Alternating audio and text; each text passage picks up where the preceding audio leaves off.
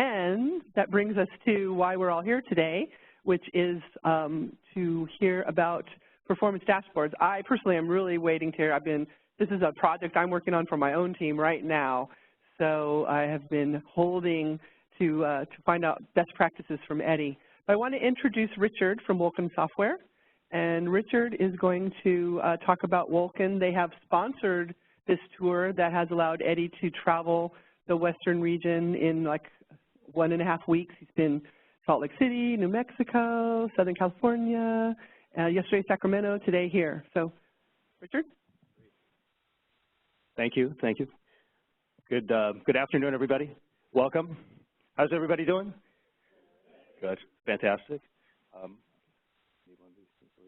I am Richard Lin with Vulcan Software. I head up our North America business.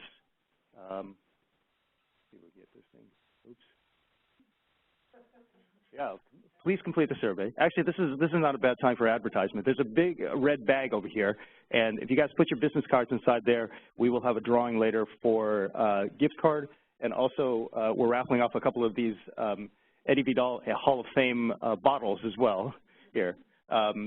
He hates it when I show it to him. He hates it even more when I tell him that he's actually wanted to sign it.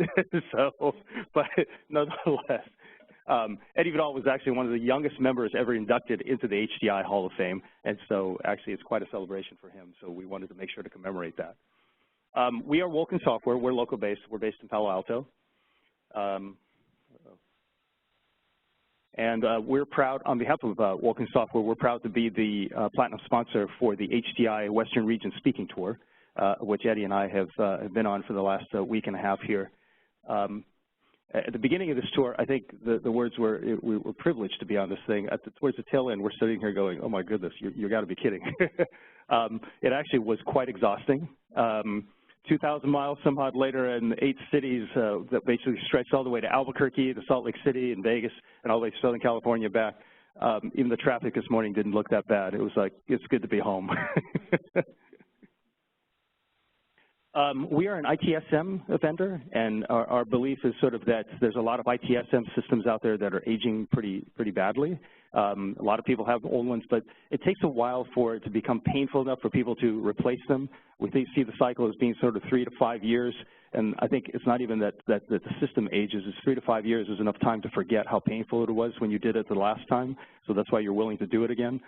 Just by a show of hands, I'm kind of curious. I read an article this morning that says over 50% of enterprises do not really like their ITSM platforms right now. Show of hands, people who are not as happy with their ITSM platform. Wow, actually less than 50%. So this is okay, all right. There's a lot of systems out there where we call sort of the old style enterprise systems, and we look at them as basically too heavy. They require just way too much consulting, way too much customization in order to get them to actually work. There's a whole slew of new ones out there, and most of them are very lightweight. They're easy to implement, but they're not very flexible.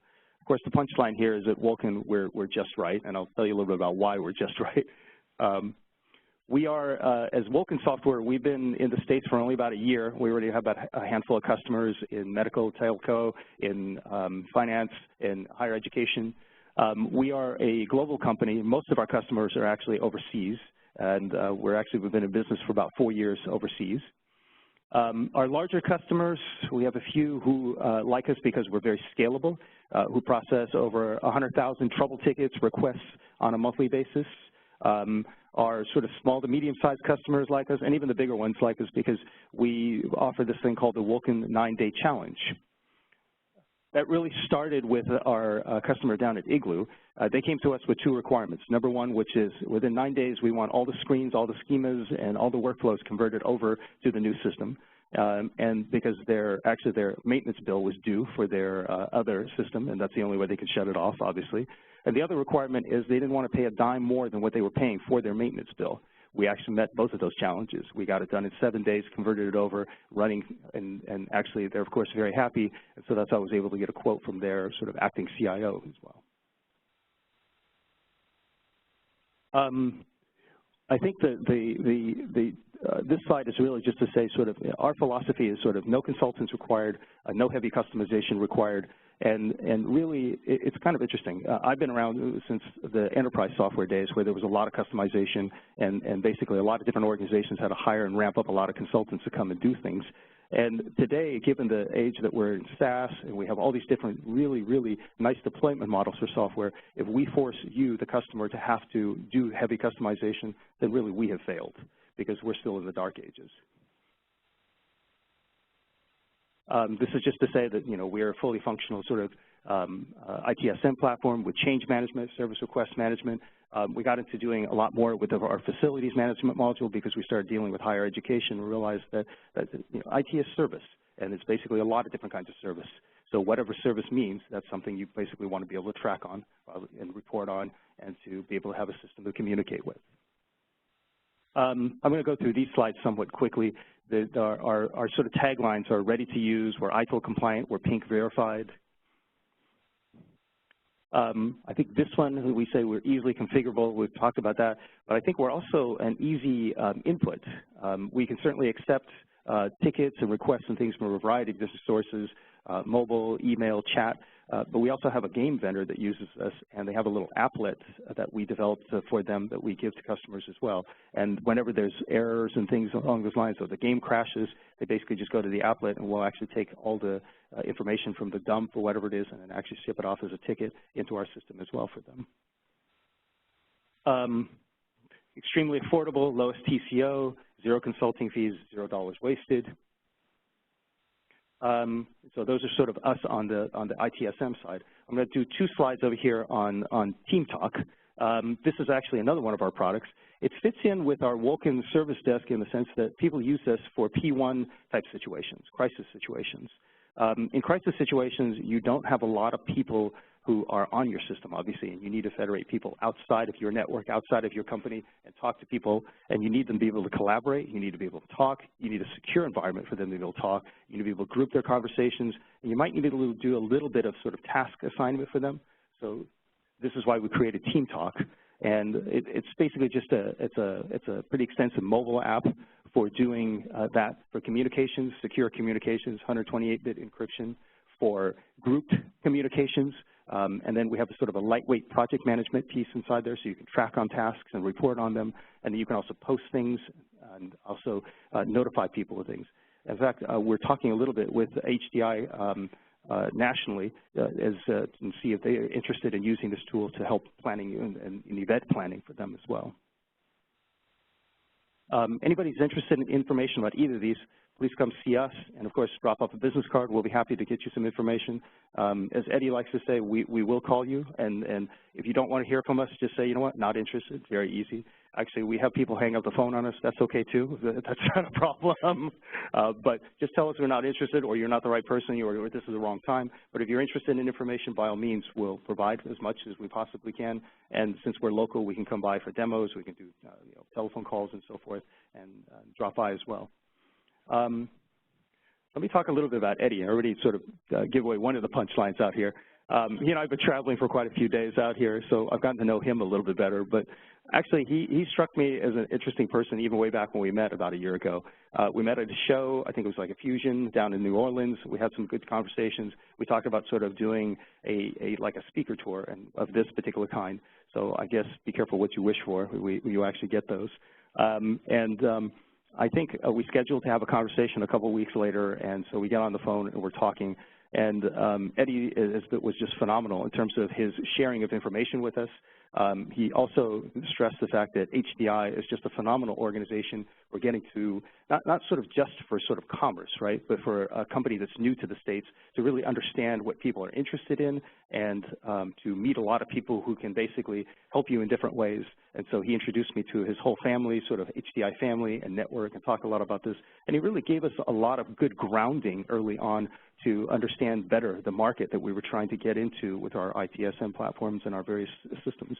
And then, of course, I had to turn around and I asked Eddie, I said, we've been talking a lot about us. I said, what are you doing these days? He goes, funny you ask. He goes, just a few days ago, he goes, I was called into my boss's office, and the HR person was there, and everybody looked like there was a funeral going on. And basically they said after 10 years, unfortunately, the position had been eliminated, right? So, so I said, what are you doing talking to me at this time, right? And he goes, HDI is a phenomenal organization, my friends, my network and things. And he goes, I have all that. He goes, I'm okay. He goes, I can afford to help you. So this is just sort of an example of sort of what a selfless person that Eddie is. And so you'll find out today he's a great speaker. He has wonderful content. He's really, really brilliant, but he's also an incredibly great guy and a selfless guy as well. So without much ado, I'm going to turn over Eddie here. Thank you all.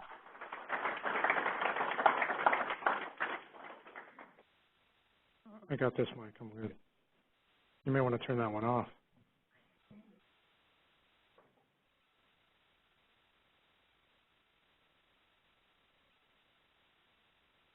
By the way, I'm going to raffle off a few of these as well.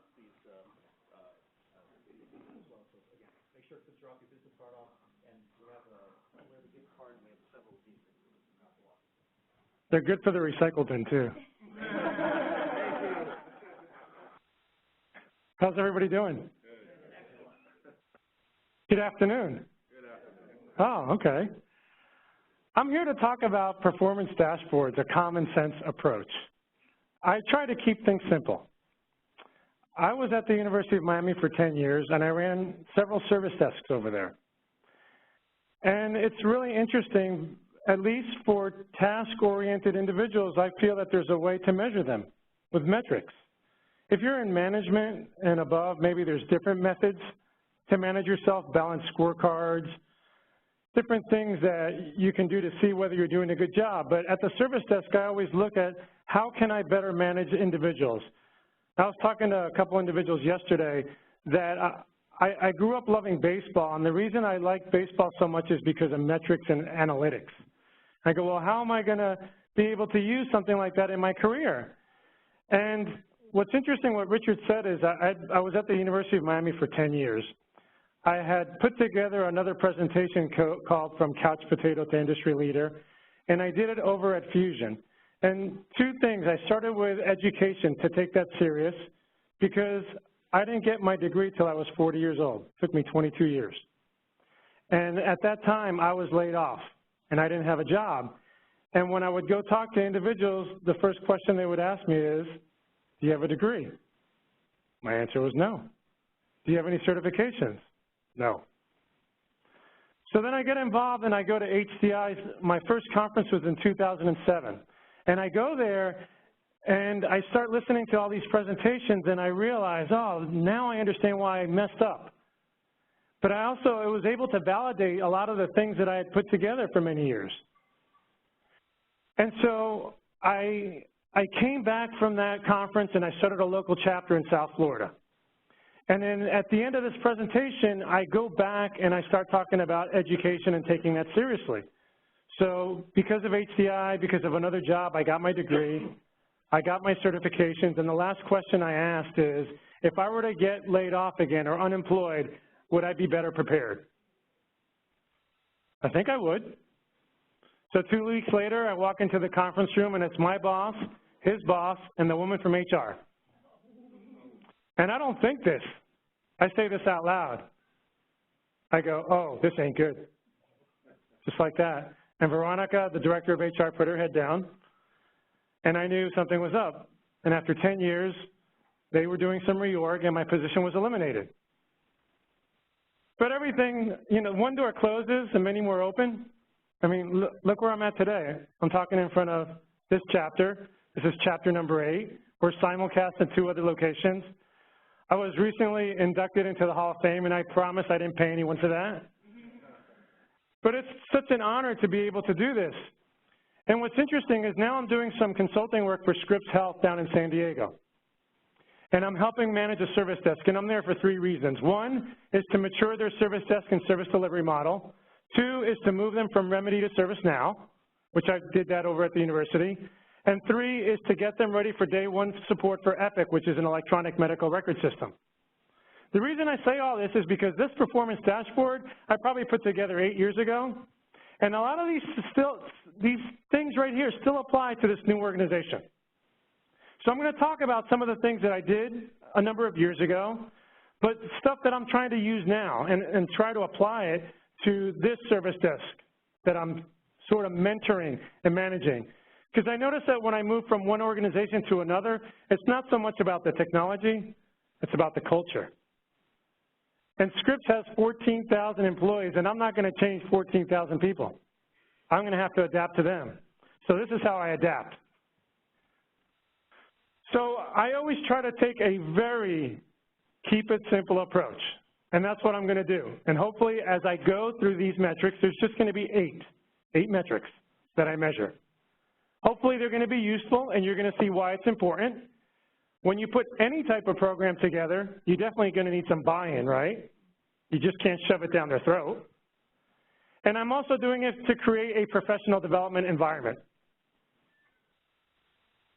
This doesn't work that well, but I do. That would help. Okay.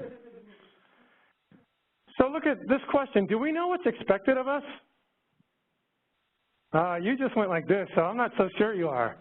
Do you know what's expected of you in your job? Everybody here? Raise your hand if you do. Some of you don't, right? For a number of years, I didn't. I had an idea. At the University of Miami, I was in 3 different roles. In the last role, I was moved over to the medical campus to manage the medical technical support desk. We ended up combining it with the clinical support and then academic support. But when I went over there, it's just, okay, Eddie, take over. It was a brand new organization to me. It was still under the University of Miami umbrella, but it was new individuals. It's like, oh, take over. Well, I mean, I had an idea because I had managed service desks before, but what happens if you're thrown into an environment that you really don't know what's expected of you? And that job description, that's not good enough. I mean, that's a couple bullet points. But in order to be successful and to try to be successful at any program that you want to implement, you need to set the expectations. You need to let them know what's expected of them. Because I know that if I was told from the beginning what was expected of me or anywhere that I've been, I'd probably do a hell of a lot better. And for those individuals that report to you, think about that. They're going to do a lot better. They're going to be better workers for you if you give them some guidance. And the thing about this and setting expectations is everybody's got strengths and weaknesses. We're going in 2 weeks, we're going to the LCO, which is a local chapter officer summit in Colorado Springs, about 140 local chapter officers. And there's a lot of people that participate and, you know, they ask, do you want to plan? Do you want to plan this event? It's like, I don't want to do all that. I stink at that. I just want to speak. That's what I want to do. And I know those are what my strengths are. But then I also have to understand the strengths of every single person on my team because they're not all going to be the same. And I want to make sure that I can leverage those strengths. And if they have weaknesses, because we all do, we need to work with them to try to improve those weaknesses. And at the end, I mean, it's not all about, I mean, you've heard about the helicopter parents, or you hear about IT individuals that they only get recognized when they do a bad job or they do something wrong. And that's not the case. You need to find a way to praise individuals. You need to find a way to give them thanks. And when you give them thanks, be very specific. I mean, talking about praise, has anybody here ever received something in writing, like a card or something like that? You have? You're shaking your head? What did you get that card for? I got it from one of our customers. One of the people we supported. One of your customers? It wasn't anything that we had done that was outstanding. It was the same thing that we delivered to everybody all the time. So it's nothing outstanding, something that you did all the time, and I'm repeating this so they can hear it. But this individual thought it was an outstanding effort. They recognized it. So it was a written card? And how long ago was that? 3 weeks ago. Oh, 3 weeks ago. Okay, well, do you know where that card is today? It's on the shelf. Yeah. Okay, so 3 weeks ago. So on this tour, I asked a similar question, and there was someone that got some paper or some letter. I go, well, how long ago did you get this? And he goes, 1981. I just shake my head. I go, this is not going well. And then I ask him, well, do you still know where that is today? And he goes, yes. So look at the power of a letter, the power of something in writing, not this like text, not this email, but the power of writing. And I know with the millenniums, it's a little bit different. And so for those of you that lead teams and have people reporting to you, I challenge you, when's the last time you wrote something out for them? And if you haven't, think about the impact that does on somebody. And that's where I come in with praise, praise, praise. So here's my family. I have 6 kids from a blended family. Alyssa, she's not there, and it's hard to get everybody together. This was taken like 2 years ago. And I always find a way to weave my family into a presentation. And since we're talking about performance and metrics and dashboards and things like that, anybody here have kids that are 5 years of age and younger? Okay, what are your expectations of them? To be cute? Okay. To be cute. How about something more specific? Something that is you can really measure. That he's learning. To speak, okay. Sometimes I hear, well, to go to the bathroom successfully. He's 1, okay. What about just please and thank you? Isn't that the expectations when they're young? Keep it simple. What about when they're in middle school and high school? What are the expectations there? Good grades. Isn't that their dashboard? Yeah. In high school and college and universities, you're always measured. I mean, you always know what's going on. But it's interesting, when you go to the workforce, you're measured maybe once a year on that performance review. Now, some other organizations are doing it more often, but in the ones that I've been in, once a year. And sometimes that once a year is the only time you really know what's going on. And so with this dashboard or any type of performance, you try to do it on a continual basis. What about when they're young adults? How do you measure them? Come on, that's a question. This is going to be interactive. You are going to also talk.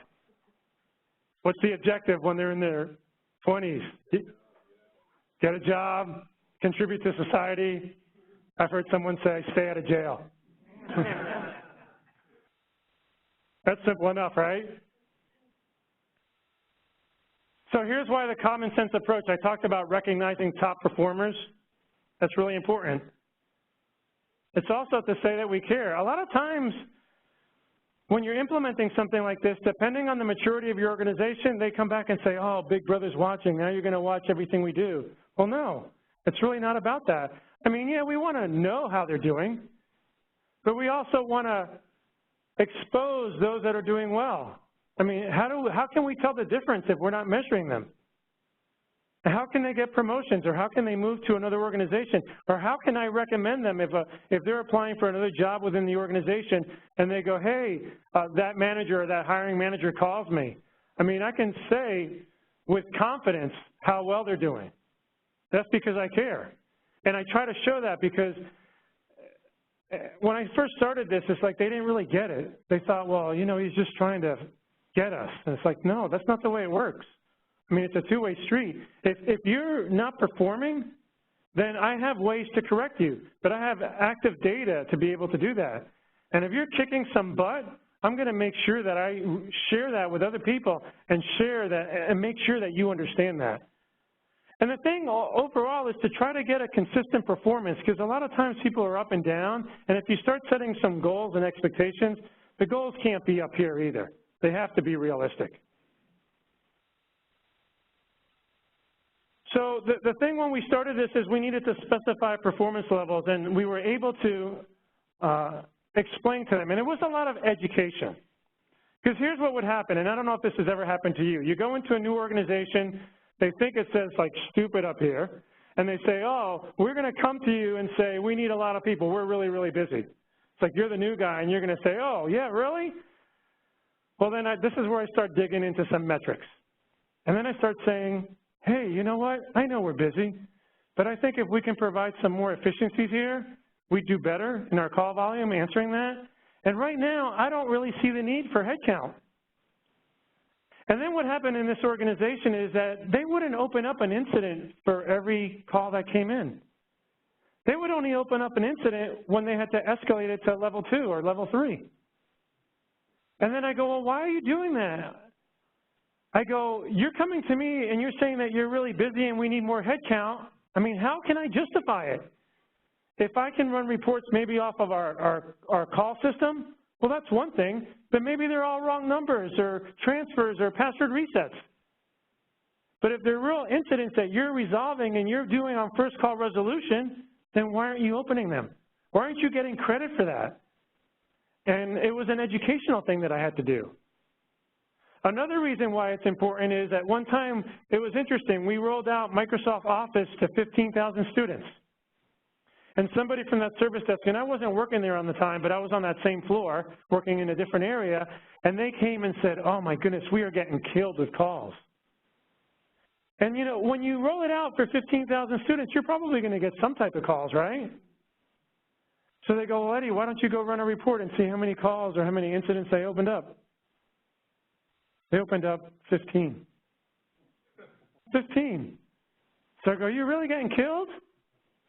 So this is where metrics and proof come in. It's like, well, wait, if you're going to scream loud, because we've had those people in our organizations that have been around for a long while, and you show them the data, I mean, then they're going to have to justify it or stay quiet or improve their efficiencies. Another thing about metrics is that we, at one time, we were doing an Active Directory migration from one domain to another, and we were rolling out Office 365. And we started out doing like 1,000 individuals per night or per week. We had to do 17,000 people. And what ended up happening is that we were getting more respect throughout the organization, and we started having a seat at the table. And so what happened is that this rollout started really impacting our call volume. And we started opening up incidents for this, and we were showing the impact that it was doing to us. And because we were able to communicate that, we were able to get more temporary resources. Not only that, we were able to slow down the rollout. So as a service desk, you're going to be impacted for many things, changes, new projects, and things like that. And anytime a new project comes on board, you want to be able to partner with those individuals and find out what type of reports you want to run, because these reports are going to help you understand how successful that rollout is or what type of impact it's doing to your service desk.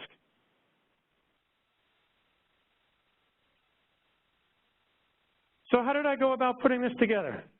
It's like I didn't grab stuff from a hat and say, hey, this is what we're going to do. I did a lot of research. Years ago, HDI used to do focus books, but they have all these reports. There's a lot of data out there. Yesterday, I listened to Jeff Rumberg from MetricNet, and if you run a service desk or desktop support, I highly recommend you go to that website. He's got lots of metrics. And you use these type of metrics to determine how are you going to do this. Putting something like this together, though, is not easy.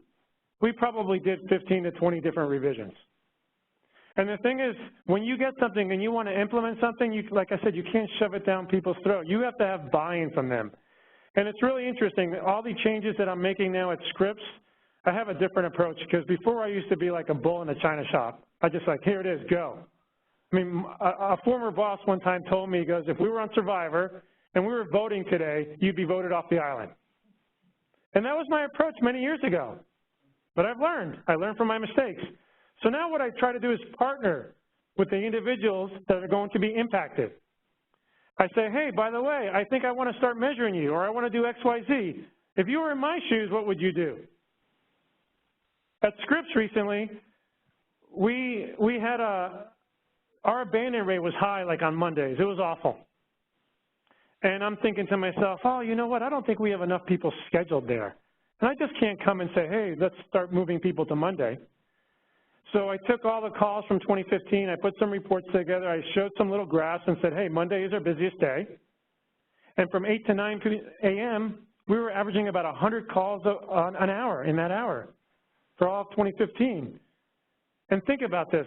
The day that because we were a 24/7 shop over there, the day that we had the most people out was Monday. So then I had to put together a few revisions, and before I even suggested that we had to change the schedule, because, you know, change, they don't like to change. So I put all these graphs together and I say, hey, look, I did an analysis of 2015. I look at our call volume, and Monday's the worst. And I go, look at this time, and this is the worst. And look at this, how many people we have off. If you were managing this team, what would you do? About 90% got it. They said, oh, we should change the schedule. So I've learned to try to feed them the data to make sure that they understand why eventually we want to make some changes. And the thing is, when you're implementing something, you get that buy-in from the team, and it's really important, because then they feel that they're part of the solution. And it's not just going down. You got to take this up too. You got to take this up to your management team. You got to make sure that they're okay with it, they buy into it, or maybe they have some other ideas and can help you with the process and the implementation. When I put this together, I said, oh, you know, this would be great if I could get them to sign something, and that's very, very difficult because accountability. Nobody wants to be held accountable at times. So notice the word in red. All I wanted them to do is sign this because you participated in putting this together. That was the important thing to me. Make sure that I got their participation. And the thing about when you put something together is that it's not all about, okay, cracking the whip. There's like that book called Carrot and Stick Principle that you have to motivate your employees, and some are motivated internally and some are motivated externally. But there's reward. You may want to put together a reward system. I mean, if they're doing something well, I mean, you want to say, hey, look, I really appreciate what you're doing here. And one of the things that we did is we gave them, I think, a half day of comp time. So when you're putting together any type of program, consider what you're going to do as an incentive. I mean, yeah, we all come to work to get paid, but you want to incentivize them so then they can do a little bit better. So remember how I talked about before, and this is numbers just to show you that people on the team wouldn't open up incidents. So look at year number 1. I forget the percentages, I remember, but that's less than half. We had 9,800 incidents and 26,000 calls. And so I had to go in there and educate them why it's important to do this. And notice throughout the years it grew. We still had some work to do, I think. I mean, that number from 27,000 to 40,000, what is it, about 70% maybe or something like that? I don't know. But what should that number be? What percentage should we have of calls to tickets or incidents? Close to 100. I actually think over 100, because sometimes you'll get 2 issues in one call. If you're working an email queue, you don't get that many calls and you're doing emails. So this was an educational thing over and over again. And even now in this new organization, they're a lot better. And when we set these goals, you'll see you have to start low. You can't really start pie in the sky. So here's what I'm measuring, 8 different metrics. I was talking to Lisa earlier about metrics. It's like you have to keep it simple. I was on the HDI Desktop Support Advisory Board, and one of the things that we wanted to do is put together metrics for the desktop industry. And I was on this team with about 5 or 6 individuals, and all of a sudden they were putting all these metrics together, and it was like 50-something metrics. I go, what, are you kidding me? No one cares about all these metrics. It's like whatever we do, whatever we're going to publish, because we're going to publish a white paper, let's keep it to 10 or less. That's it. So if you're about to implement or start a new program, start with 3, start with 5, I don't know. But don't go overboard. Just keep it simple. So these 8, the last time I added them up, they were 100%. So I'm going to go over this one by one. And I noticed there's a few of you guys taking pictures. If you leave me your business card after, I will send you the slide deck. You'll publish it also? Okay. That means I have to send it to you too. So the first one is call tracking. That's what I was talking about. For every single call that comes in, you need to open up an incident. And here I started as a low goal of 70%. Because before it was like 40%. Depending on your organization, if you're more mature, you can do it at 99%. Whatever works for you. Everybody's different. And then it's a weighted score. So if they did 70% or higher, then they would get the entire 15%. And I'm going to go a little bit through the points. But at the end of the day, you'll see I have another Excel template and chart, and you can look at all that in detail. So here are a couple of reasons why we track metrics, to build a repository. I mean, wouldn't it be great that if these individuals understood that when they would open up these incidents, do this problem resolution, document these incidents, then, oh, maybe they can become knowledge-based articles. Oh, maybe we can put them out on the website and our customers will look at them. Oh, and then maybe we don't get that many calls. And then they're going to go, well, what about our jobs? Well, it's an educational thing. There's still going to be plenty of work. There's still going to be plenty of calls. But they didn't understand that. And it's interesting, regardless of what organization you go into now, everybody has their strengths and weaknesses. And where I'm at now, I mean, they're a little bit better about this, but for that service desk right there, we have no knowledge base at all. And it was interesting, at the University of Miami and here at Scripps, they put all their knowledge base articles on a shared drive. And I go, you know what, this ain't gonna work. We're going to SharePoint. And somebody goes, well, I don't like SharePoint. And I go, well, I don't care. We're doing it. Because that's going to be our repository for now. I mean, we are rolling out the ServiceNow, and maybe we'll use that module within ServiceNow. But for now, we're going to use SharePoint. And if we can get those articles out into the general public or to our end user community, then hopefully we can eliminate some more calls, which is basically level 0. And then I also talk to them about, well, you know, if you have this, you start documenting these things, and it can lead to other things like problem and change. And the issue with this is, and it's interesting, now at Scripps, we're going over to ServiceNow, and everybody's really excited. Oh, this is going to make a huge difference. This is great. And the question that I ask is, well, what does it do for patient care? I mean, what's it doing for the end user? I don't think they give a hoot what service desk tool we use. I mean, is it going to better improve our customer service? Do they even understand what IT service management is? They probably don't. But then you start thinking about the type of individual or organization you work for, and you have to try to find some similarities so you can explain it to them. So in healthcare, I look at incident management to say, hey, I'm hurt or something's wrong with me and I'm going into the emergency room. You need to find out. You need to fix me right away. That's like incident management for us, isn't it? And then if you go into the emergency room and they can't figure it out and they check you into the hospital, they start doing some root cause analysis, right? Isn't that like problem management? And then let's say I'm going to schedule myself for surgery or something like that, or a change in my body. Isn't that sort of change management? So regardless of what organization you're in, if you can find that analogy with what your customers experience, it'll help them understand it a little bit more. And then you can explain that if we can put all those, like at a hospital, right now we're moving over to Epic because it's going to be one platform for our electronic medical record system. Scripps has over 50 right now, different medical record system. And we can put everything into one and be more successful for you caring for the patient. How do you think that's going to help us if we put everything into one system to help you help take care of the patient? So that's how we need to explain it. Because in IT, we're the best communicators in the world, right?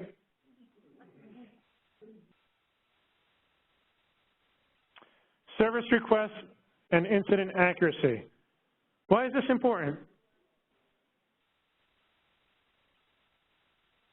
That's a question to you all. This is where I can rest my voice. The goal is to see how much demand you have.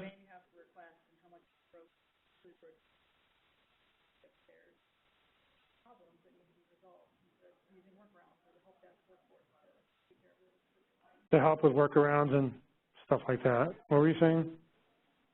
They've got different service levels? Well, that's going to be when you create the incident, let's say, and you're filling out certain fields, and then you can, if it's a P1, P2, or P3. What I mean about this accuracy is that a lot of times desktop technicians will know this, or a desktop support team will know this, is they get an incident escalated to their team, and the description on the problem says broken. User can't work. Well, that's going to help me a lot. And then they don't put the location, right? In what building? I mean, if you're on a campus like at the University of Miami with 50 different buildings, or Scripps has 30 different clinics, or any of your organizations, maybe you're in one building and you have 10 floors, it's going to help to put the location in there, isn't it? Make these people efficient, make sure that they don't go to the wrong building. But the thing about the accuracy is to make sure that we're putting all that information in there. And what's really difficult, though, is that when you're reviewing these incidents and requests, it's a manual process. So if you have like a quality control area, this is great. But if you don't, it's time consuming. If you work in a 24/7 environment, those individuals that work nights, weekends, maybe they can help do this. I'm not saying that this is not a lot of work, but if you want to know how well your incidents are being documented, You have to check on them. You have to look at them. And when I first started this program, it was even before the University of Miami. I started at the Florida International University. I mean, I've been doing this for about 15 years. And the way that we did it is that we had to look at 10 incidents from another department within IT. But we had an organization that trusted each other. If you don't, that's going to be difficult. And the first month that I was responsible for desktop support back then. And the first month that I got my scores back, it was in the high 60% area. And the goal is 90%. And my boss ripped me a big one. And I said, you know what, this is too subjective. I don't think these questions are good. I think it's like, oh, well, I think so, or maybe. It's like, no, it's not acceptable to me. He goes, you think you can do a better job? I go, yeah. He goes, well, then fix it. So I did. So I'll show you a template that I ask specific questions to make sure that they're objective and that you know how to answer them. The thing about these incidents is some of the other things that we're looking for in the incident is the information. Has the customer been contacted within 24 hours? Maybe in your organization it's 2 hours or 4 hours or 1 hour. It depends. In higher ed, you got a little bit more flexibility.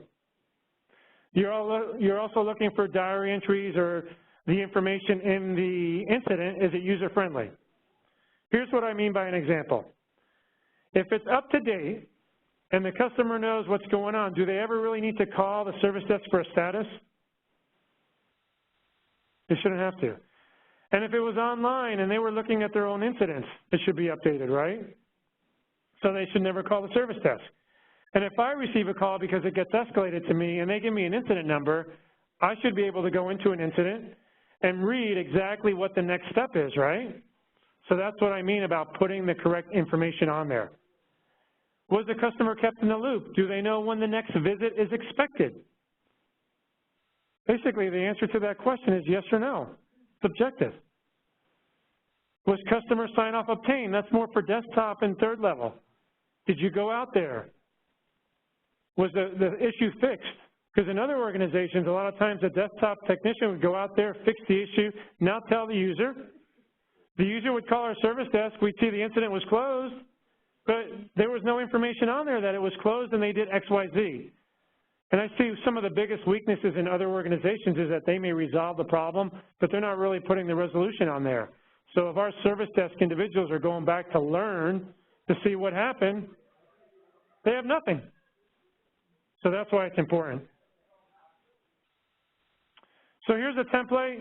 Those are some of the things that's included in this presentation. It's also, I can send you an Excel spreadsheet, and the questions are very specific. But basically, all you're answering is yes or no.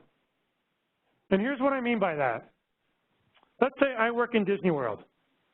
Am I properly dressed? Probably not. Why not? I think I'm dressed pretty good today. I'm not, oh, my name tag. Okay, hold on. Let me put this on. How about now if I put this on? I'm properly dressed? No, why not? I need a costume? It depends. What's my job? Okay, so what happened if I told you that I was a lifeguard at Blizzard Beach? But now you can answer that question. Yeah, after this, yeah. So I'm able to now define what my job role is, and you're able to better answer that question, whether it's yes or no. So there's no like ambiguity. There's no, well, maybe. And so when you put together these templates, those are the type of questions that I ask. There's no like, oh, I don't really know, or I think so. Because then that's where it comes into all that subjectivity. And when we first started this, that's what I told my boss. I go, no, this ain't going to work. So those questions, make sure that you answer them like that. Here are two other things, % of calls answered and % of requests entered. I think this is important because everybody on the team needs to carry their own weight. There's some individuals that do so much better than others. But I look at it, for example, if we receive 100 calls and we have 5 individuals, they should all be answering 20 calls, maybe plus or minus 5. There's some that really rock it and do well, and those that don't, maybe you need to work with them. Maybe those are the ones that are better and they get better customer service stat scores because they spend a lot of time on there. But it also depends on what your metrics and what you're putting in there for average talk time. But I use these two metrics to make sure that this is a team environment and that everybody needs to contribute equally. First call resolution. Why is this important?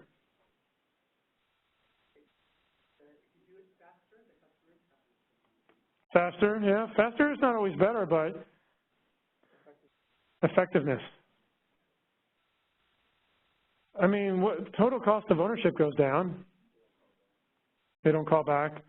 You know, what's interesting is depending on what you allow as your talk time in your organization, some are like more dispatch, which is 3 minutes or less. We put like a limit of 10 minutes, and you'll see, and they don't ever reach that. And when they receive that phone call, they should really know at first, like in the first couple of minutes, whether they feel that they're going to be able to resolve that issue within 10 minutes.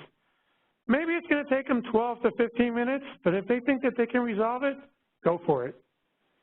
Because how many times does it happen where your service desk agent does not resolve the issue? They send it over to the next team, and how easy is it to get a hold of that customer? It's not. Sometimes there's 3 calls, and after the 3rd call, depending on your organization, it's like, okay, we're closing this out. We've tried. We do a 3-strike theory within 2 weeks, and then we close the incident. And lo and behold, the last time we send that email, we're closing it, that's when we hear from them. You'd eliminate a lot of that stuff if you did a lot more first call resolution. So that's why that's important. I put the SMART acronym there is because, like I said, keep it simple. They need, anytime you set up some goals, they need to be SMART, measurable, achievable, relevant, and time-bound. Percent available time. Do you know what this means?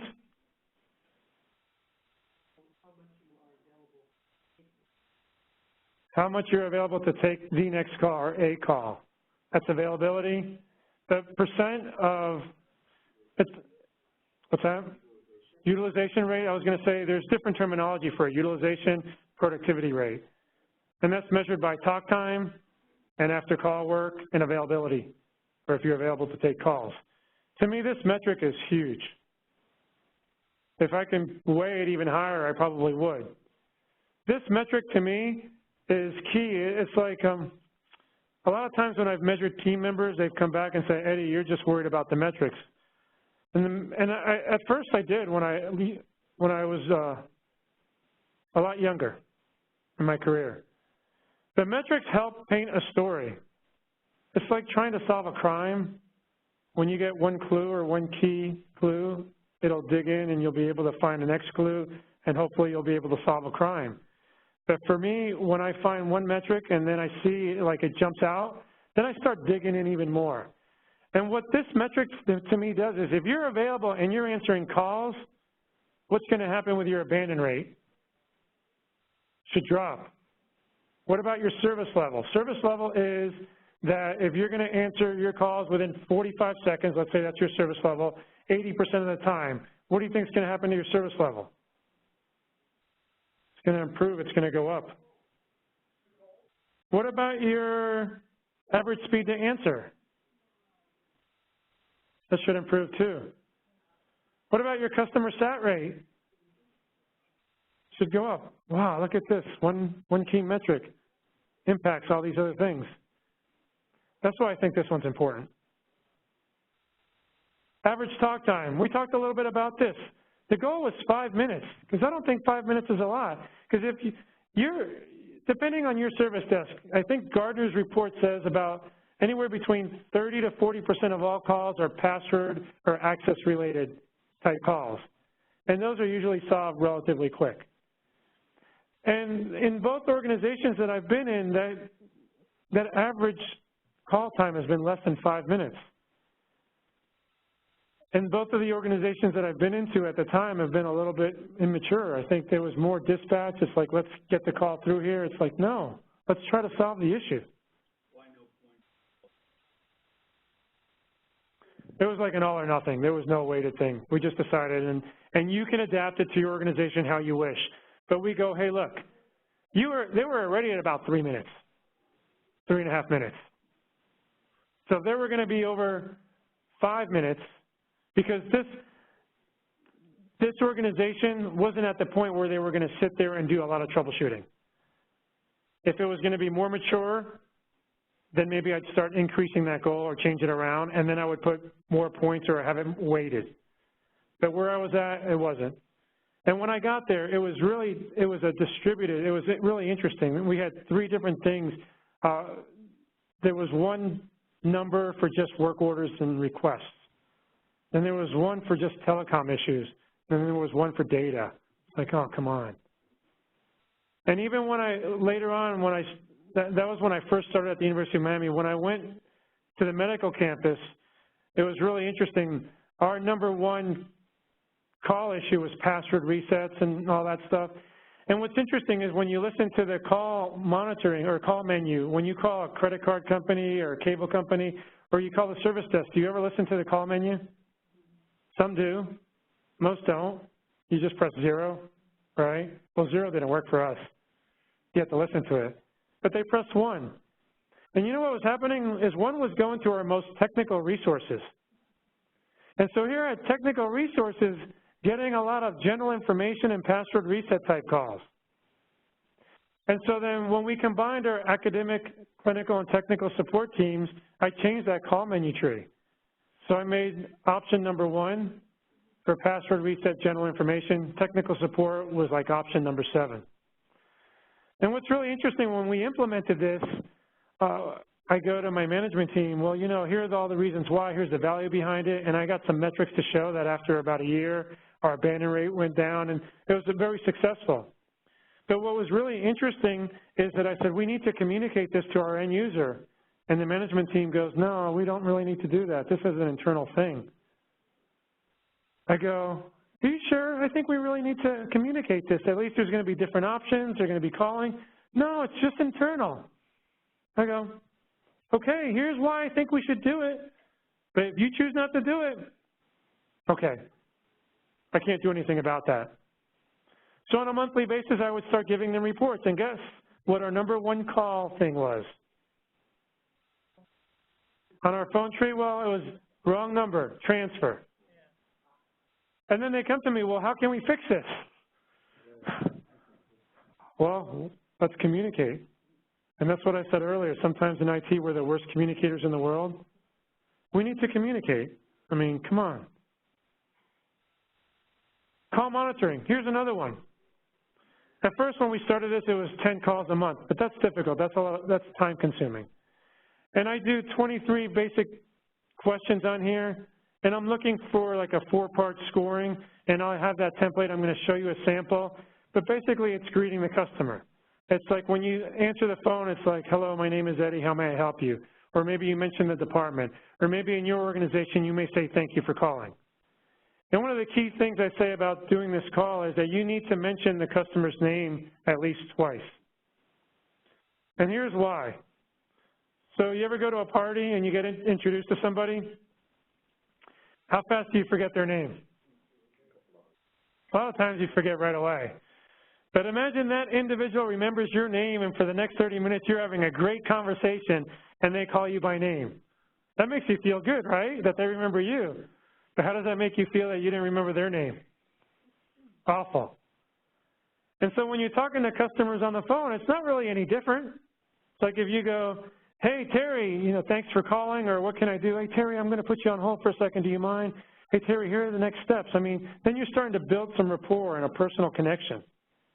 So those are some of the things that we're looking at when we do call monitoring. And if you can't do if you don't have your calls recorded, then I don't recommend doing this live because you're going to miss it. And another way that you can do this is you can sit with different people when you want to implement this, and I'm implementing this now at Scripps. We're getting the team leads involved. We're having them listen to calls too. And in order to get this going, all of us are going to listen to the same 3 calls. We're all going to score it, and we're going to see where the differences are. So we know that we're on the same page. And if we're really different, then we're going to have to do some education there. But it's not like a one-man show or a one-person show.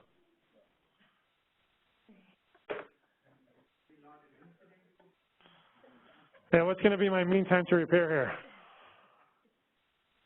We're almost done, right?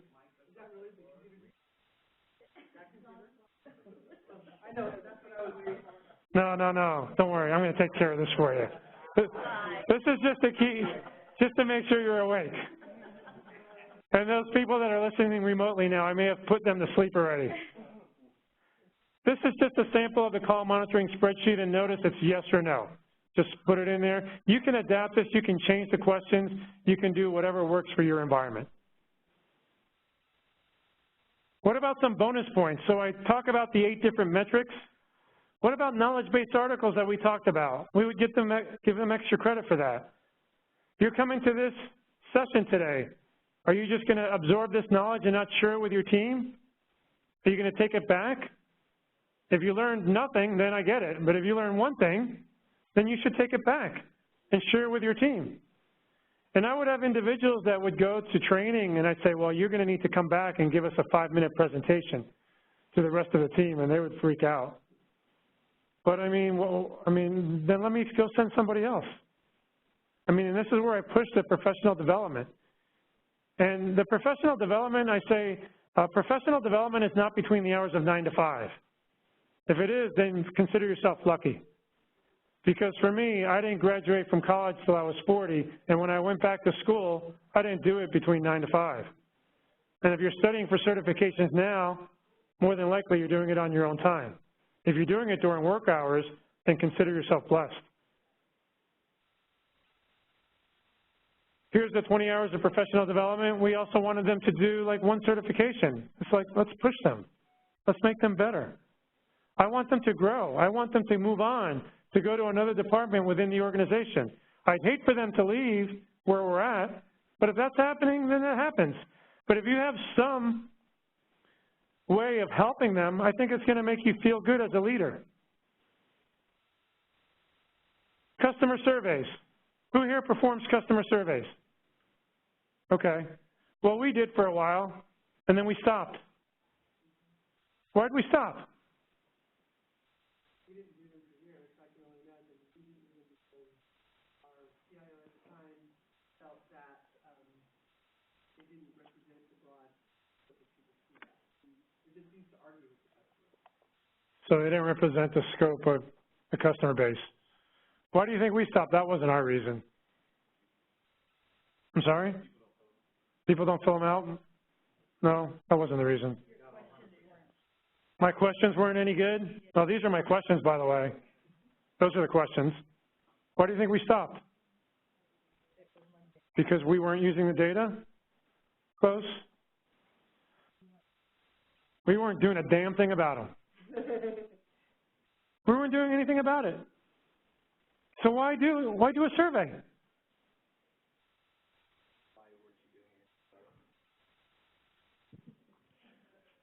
Good question. This is being recorded. They just did not place the emphasis on it. They didn't make it a priority. You know, people say, oh, I don't have time. We all have time. Depends what's important to us. They just didn't do anything about it.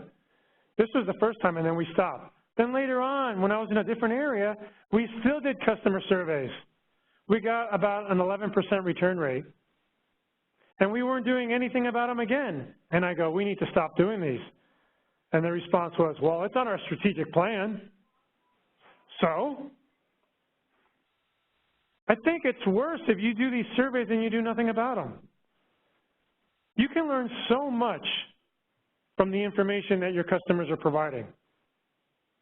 I know that as a leader at a service desk, a lot of times people will come to me and say, oh, your guy didn't do this, your girl didn't do that. And as a leader, you're sort of like defensive and you want to try to take care of your team and say, no, we didn't, we're perfect. Well, that's not true. And when I was younger, I would get defensive. You know what my model is now, or my model? I say, bring it on. Tell me what we did wrong so I can improve. But be specific. Don't tell me we're doing a bad job and generalize it. Really? Well, what incident? Do you have an incident number? What did we do? And they go, well, why do you want that incident number? Well, because I want to coach my team. I want them to know where their weaknesses are. Because if they're never told anything, they're always going to think they're doing a great job. And so that's why it's important, if you're going to do customer surveys, do something about them. And this is just a sample of what we would use and what our numbers were. And the thing is, like I talked about before about communication, in one area we were doing really, really well. So you should like promote that, write a blog or something to say, hey, our customer sat rate is pretty damn good compared to the industry or compared to HDI standards. Talk about it. When you do a good job, communicate that. There's ways to do that in newsletters and stuff like that. Here's a sample of the dashboard and all the different 8 areas and the percentages. So in the slide deck, you'll see how it's all weighted. Here's a sample of an actual scorecard. I know it's hard to see, but the numbers on the right, and the thing is, so each day, and I was really blessed to have somebody who had a database background and who did crystal reports and was able to do this. If you're in an organization that maybe you have a data warehousing team that maybe can help you with this, great.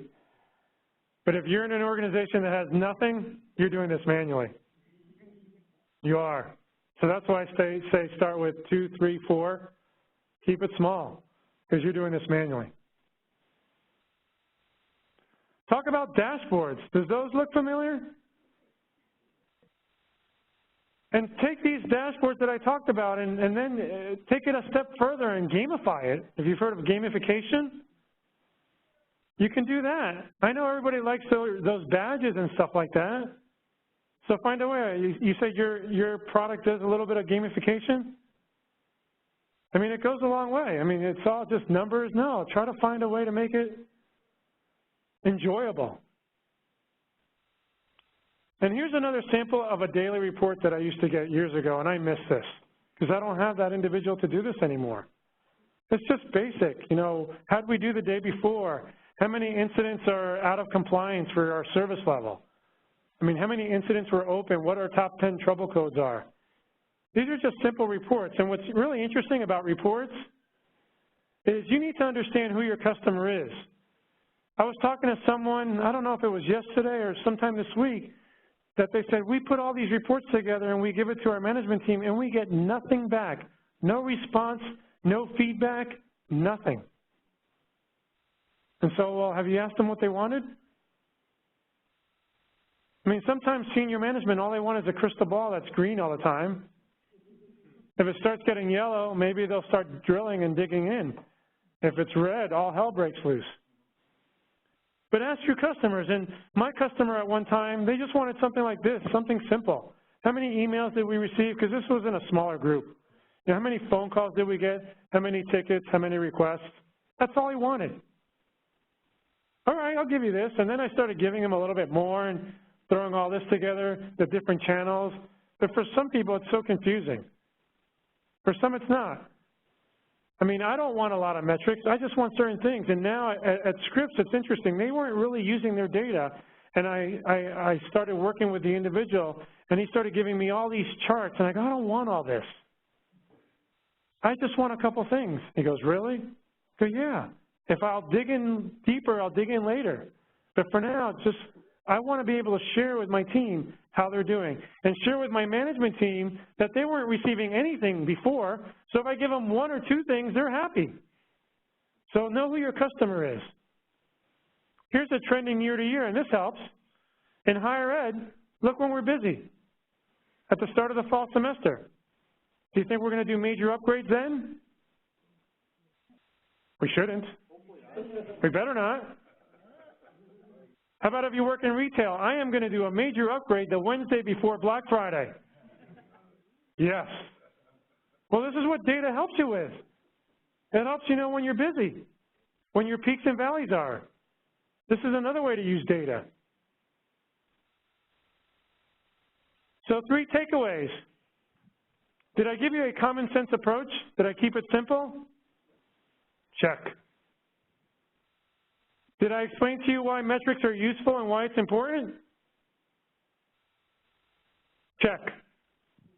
Oops. Did you learn anything today that you can apply to your job? Lisa, can you apply anything? We talked earlier and I didn't know if this would apply to you. You do? Okay, there you go.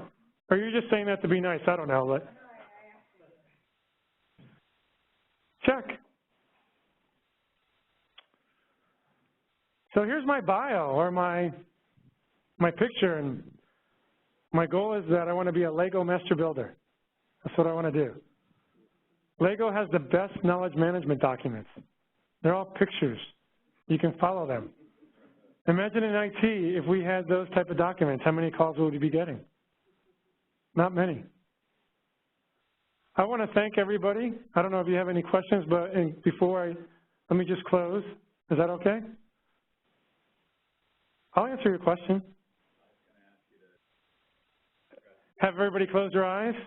Okay, we're going to start all over again. I want everybody to close their eyes. Close your eyes, even if you're remote. And if I were to start this presentation all over again and I would say, good afternoon, my name is Ray Romano. How would that be?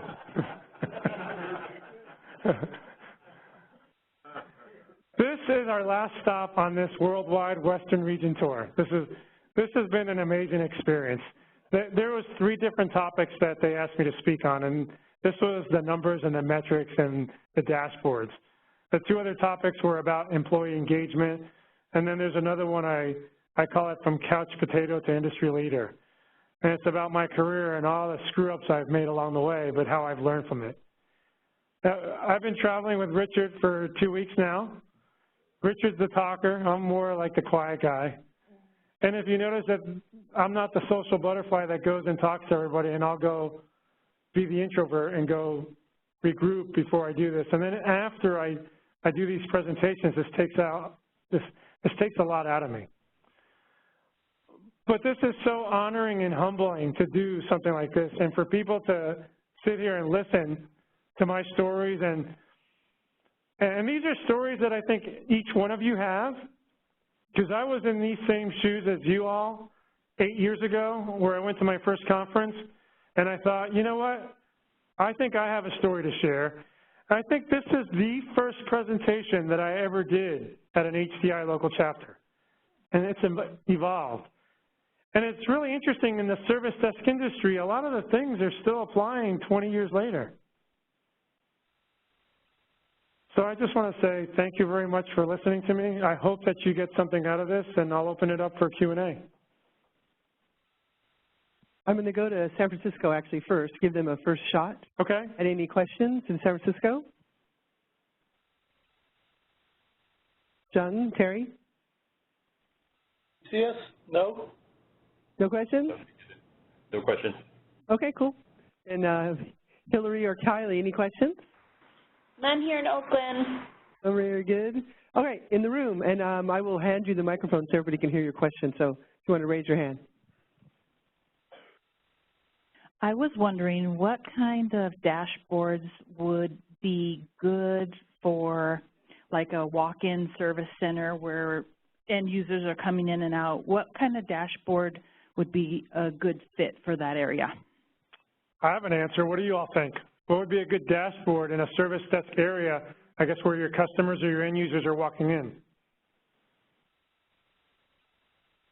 Anybody have an idea? I would think like issue of day. I would love to have like, what are the top issues going on today, or what events are coming up? That could be. Yeah, we actually have digital displays in our help desk. So. Well, would there be anything you wouldn't want to? Well, you know what I think is what I see in the 2 service desks that I worked at, we had a huge TV that showed the number of calls on hold, how many agents were logged in, what the longest hold time is. What I feel about service desk and scripts, we're moving to a new building, and I'm going to recommend this, and I don't know if we'll do this. For IT, what's the face of IT? Service desks. And if they were to walk into the building and the first thing that they see is a service desk, it would be like, oh, wow, it would be interesting. It'd be a little bit difficult if people started walking in there and asking for help, so you sort of have to try to separate it. But if I'm going to post anything, I would probably post if we had any P1s going on, maybe like a quote of the day. I would put some awards type things if we got some customer letters and things like that. I'd put our call volume from the day before, how'd we do? And The thing about call volume or how you did the day before, I call it a good day, bad day. I got that from Malcolm Fry. And we use 5 different metrics to determine whether we did a good day or a bad day. And it's either green, yellow, or red. So those are some of the things that you can do to post, not only at your service desk, in other departments too. Any other questions? Well, thank you very much.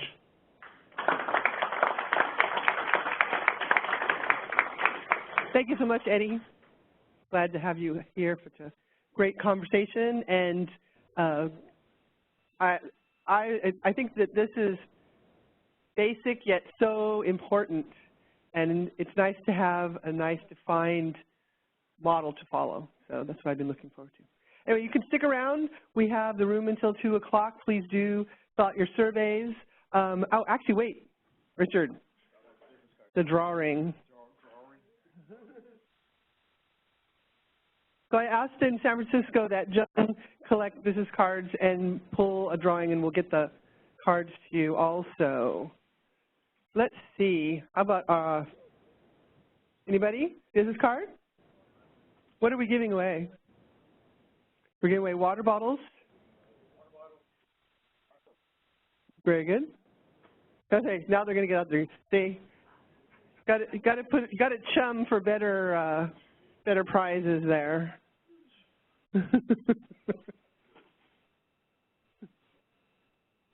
All right. Three of these things for the city.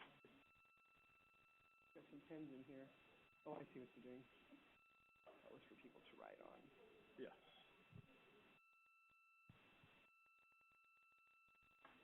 The unknown artist, the artist formerly known as. Make sure. Stephanie, I'm going to pick on you. Okay.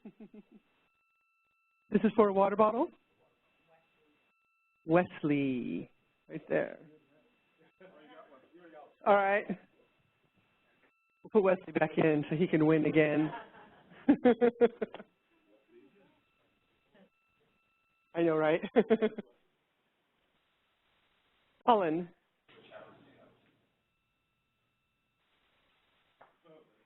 All right, Colin, you get to pick the next one.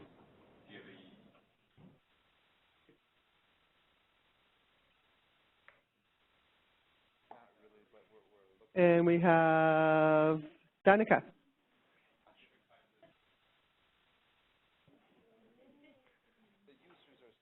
Yay. And the last one, the gift card for the gift card.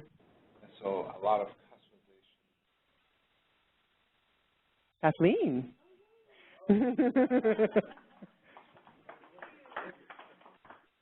Thank you, Welcome Software, for bringing us Eddie and the whole West Coast. And thanks, everybody, for being here today. Please do fill out your surveys. And we'll see you hopefully at one of our summer events, which will be coming out in the summer newsletter in early June. Thanks. Have a good one. Have a great weekend.